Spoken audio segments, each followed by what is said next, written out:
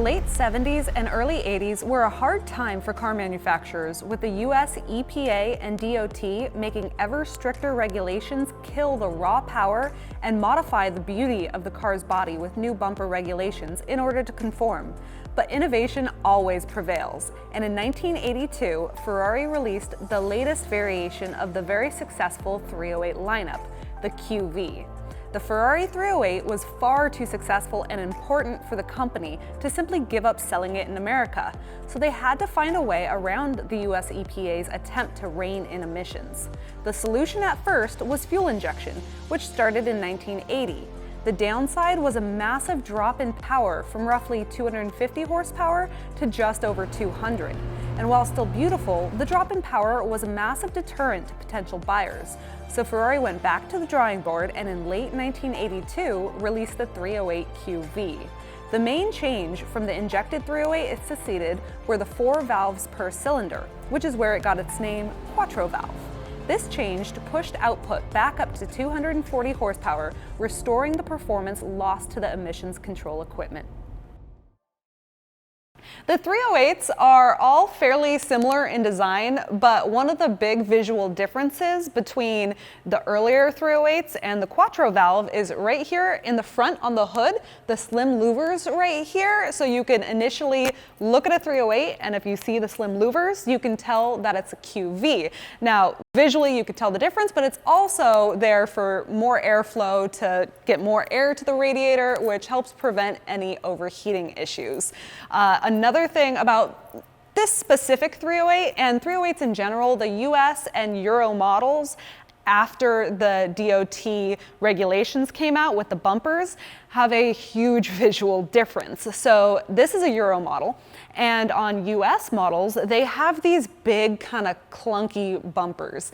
And one of the ways people have gone around fixing that look is by basically compressing the little shocks in the bumpers to recess it back on US models. But as a Euro model like this one, it already has the nice recessed bumpers that are visually very appealing, and it has the deep front spoiler underneath, which is just a really aggressive and nice look. So the Euro model cars have a very different look. Now on this car, because it was imported to the US, it had to meet some regulations. So it has the side markers on it like other US models have. However, they were added on aftermarket because Euro models didn't have to have those when they were new.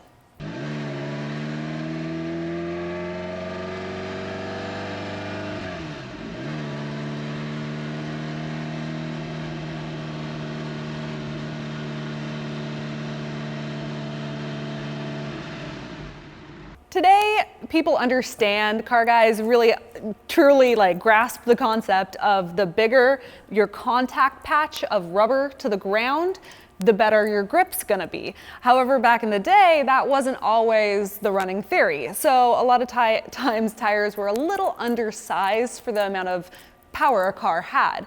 And the 308s weren't horrible. They still handled pretty nicely with the original tires. However, a little wider tire definitely makes a big difference in handling.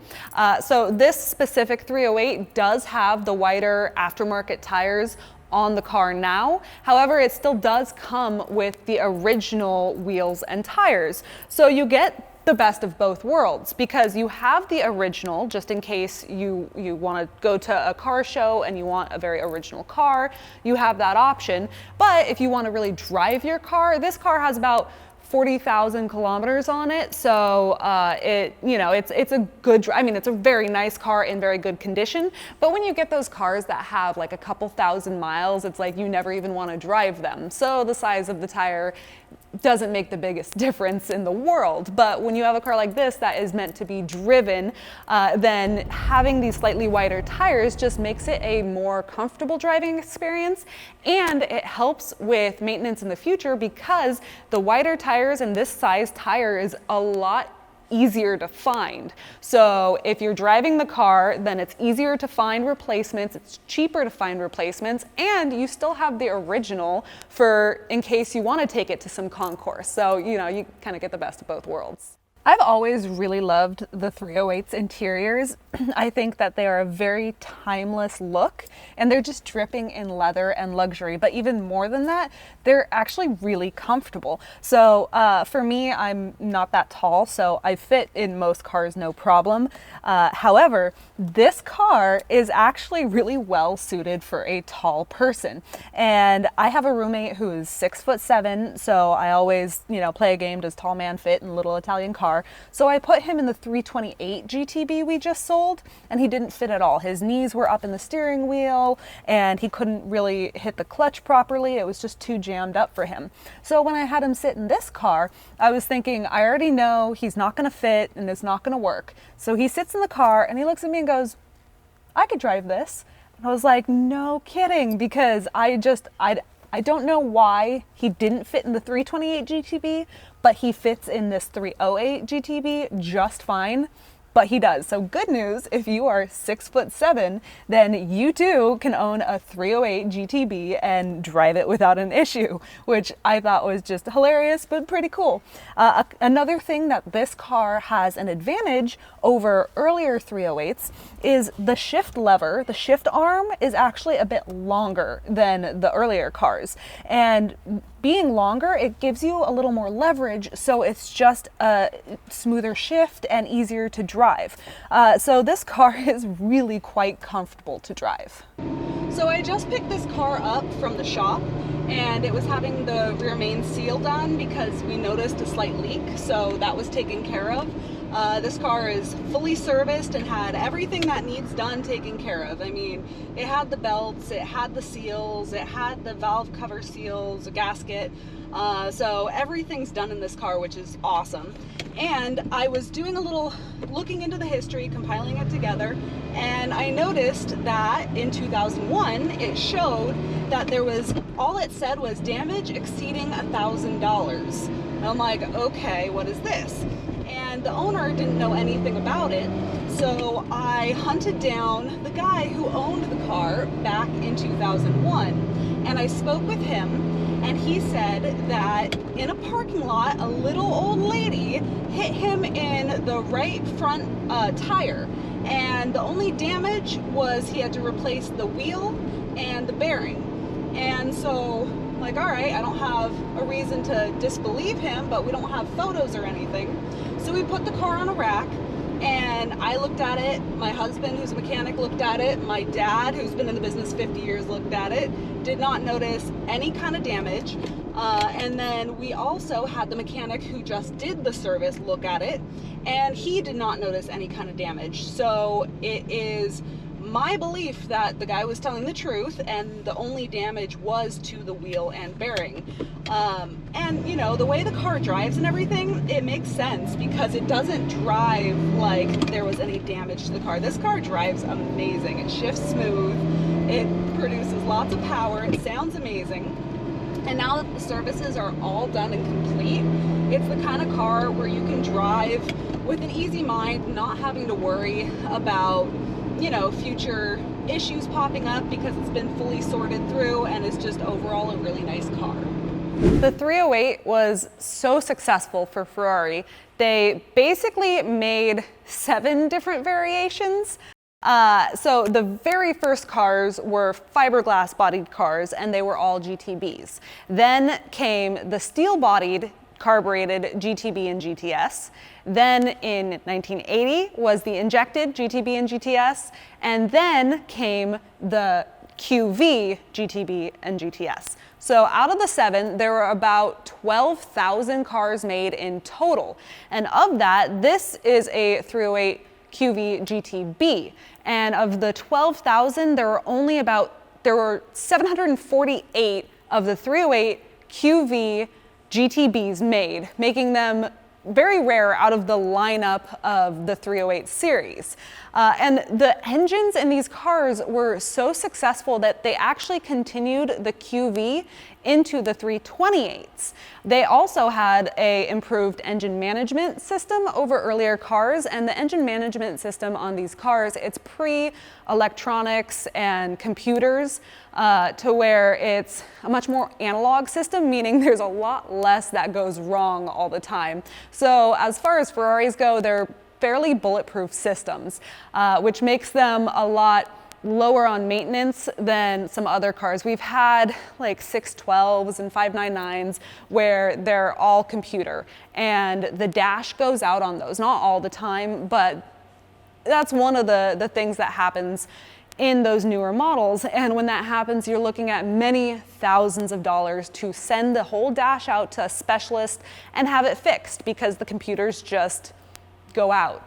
Whereas on more analog cars like this, they're just a lot more reliable in that sense. So they have lots of power, they meet emission standards, and you don't have those electronic gremlins that you get in some of the newer models.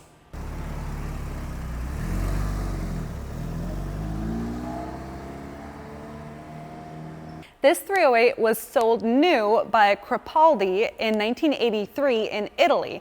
And it's really cool because it still has the Crepaldi sticker in the rear window. And the car is 39 years old. So to still have little details like that, like the original dealer sticker in the rear window, is really fun. And this car, we have the full history on it going back new. So it's really cool to kind of just see where these cars have been their whole life. That's one of the reasons I like older cars, because they have fun histories. They have a story to tell. So this car was new in Italy, and it was new in Argento, which is a metallic silver color. And then in about 1990, it was shipped over to Montreal in Canada. And that's where it was painted. In about 2000, it was painted by Lancia Garage, and it was painted to Rosa Corsa. And a lot of times, I mean, I love the silver color, but a lot of people, especially with the 308s, because it's very reminiscent, you know, it's a Magnum PI car. And of course, he had the red tan 308. So a lot of people just love these cars in red, and I don't blame them. It's a very iconic Ferrari color. So this car was repainted in the early 2000s into the Rosa Corsa red, and then it came here to the US. And one of the interesting things about 308s in general, and I've mentioned this in other videos, but I really want to point it out in this video. So when you lift the front hood, there's a little hood strut right here. And I've mentioned before that on 308s, the hood struts have a little button you have to press in order to release the hood. And they changed that in 328s to a strut, a hydraulic strut, where you can just push it down, because in these cars, a lot of times people won't realize that there's a button you have to press, so they'll just grab the hood and try and push it down, and it will bend the hood. And sadly, this did happen on this car right here. It's not a huge, like, noticeable flaw, but if you look closely, you can see a little bend where the hood got bent a little. And I point this out because this is something that I have seen over and over again in these cars. And so I just want to kind of pound in the point that the 308s have the little button that you have to press. So just be cautious with these cars, because you never want to just grab the hood and try and shove it down, because it could have that little release button and you could end up bending something. The Ferrari 308 QV has a couple other little improvements over the earlier variations. So it has the electronic little side mirrors, the adjustable side mirrors, which is always nice. You don't want to have to deal with trying to adjust your passenger side mirror if you can't see while you're driving. So always a great thing to have. And then Ferrari also loves hiding things. So I've pointed out before, the door handle is hidden nicely right here. It's just the little lever kind of hidden up against the pillar here, but also they've hidden the gas cap. So the gas cap is behind this little flap right here. You open it up, and then it has the little rubber right here to protect your paint from the gas nozzle. And then you fill your gas up right here like you would with anything else, but it's just hidden nicely away. So you tuck the little flap, the little rubber flap back in, close up your door, and voila, nice clean body lines. Don't have to see a gas cap, kind of obstructing the pretty body lines of the car. So I love little features like that in Ferraris. I just think it's unique and it's just fun. 308s have long been a favorite of mine. They're just reliable for Ferraris, and so I really appreciate that, because I've been left on the side of the road by my fair share of Ferraris in the past, and it's never a really fun experience. So it's always nice when I can find a car that runs really well, that I can rely on, you know? I mean, it's something everyone wants in a car, but when you're getting into these older classics, it's not always something you can find. And I really like the fact that this car is red on black, which is a bit different than your normal red tan, which is iconic. And honestly, I mean, you know, if you're gonna buy a Ferrari, like, red tan, especially if it's your first Ferrari, is definitely a good choice. It's just iconic, but red on black is my preference, partially because the black is easier to take care of and keep clean. The light colored interiors, for me, you know, they don't withstand my lifestyle as well, because between my mechanic husband and me and, you know, the shop and everything, light colored anything gets dirty very quickly. So I definitely love a black interior. So Ferraris of this era all have what they're famous for, the gated shifter. And the shift pattern on all these cars is reverse is over to the left and up. And one of the interesting things is you don't want to, you know, if you're used to a traditional kind of H pattern conventional shift where reverse is to the left and down, then you don't want to accidentally think you're going into first and put it in reverse and blow your transmission. So what they've done in these cars is you actually have to press down on the shifter to go into reverse, which is a nice little lockout. It's very simple, but effective. You're not going to accidentally push down and into reverse while driving. That's not, you know, something that just accidentally really happens. But you know, I've grown up around these cars, so I'm very used to that dog leg pattern of, you know, up, over, and up to get into second. And once you've driven these cars for a while, having a gated shift and having that sound and feeling of the gears just clinking into those gates, it's really hard to beat. I mean, driving this car with the longer shifter and lighter clutch, so it's an easier drive. It has no power steering, so you feel very connected with the car. The gated shifter and the sound of the gated shifter, the little V8 right behind you making just the most beautiful sounds, all those things combined together, it's just an exhilarating drive.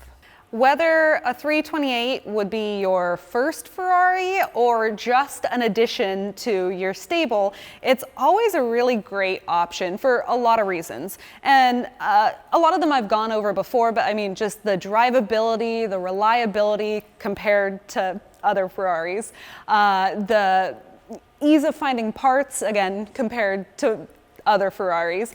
And, you know, there's such a passionate group of Ferrari owners that if you own a 308 or a 328 or pretty much a lot of the Ferrari models, but especially the ones like this where they made quite a few, it's really simple to go online and find forums dedicated to these cars. So if you ever have any questions or issues or need help sourcing parts or anything like that, there are no lack of resources online and groups of passionate people who will help point you in the right direction. It's really nice having that kind of little knit community of people who really care about these cars. And it's just nice knowing that if you're having an issue, you know that there's somewhere to turn. So I hope you guys have enjoyed this video, learned a little bit about the 308, and stay tuned because we got a lot more content coming very soon.